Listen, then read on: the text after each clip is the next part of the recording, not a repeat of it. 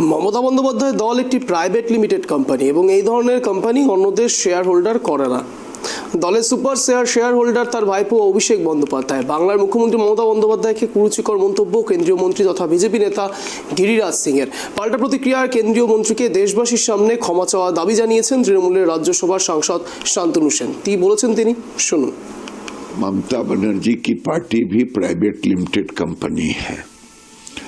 Private limited company में दूसरे को शेयर होल्डर नहीं बनाती है। अभी सुपर शेयर होल्डर उसका भतीजा है। तो अब कोई शेयर मांगने की कोशिश कर रहा है, नेतृत्व मांगने की कोशिश कर रहा है, अभिषेक का विरोध हो रहा है, तो उसे वो बर्दाश्त नहीं कर पा रहे। গিরিরাজ সিংয়ের এটা মনে রাখা উচিত, ভারতবর্ষে এই মুহূর্তে তুগলকি, স্বৈরাচারী, হিটলারি, ফ্যাসিস্ট শাসন ব্যবস্থা চালাচ্ছে মোদী সাহেব প্রাইভেট লিমিটেড কোম্পানি, যাদের বিরুদ্ধে কথা বলার অধিকার স্বয়ং গিরিরাজ সিংয়ের নেই। আপনার ক্ষমা চাওয়া উচিত। আপনি ভারতবর্ষের একমাত্র মহিলা মুখ্যমন্ত্রী মমতা বন্দ্যোপাধ্যায়ের বিরুদ্ধে যে ধরনের মকারি করেছিলেন ঠুনকা বলে, আপনার লজ্জা পাওয়া উচিত।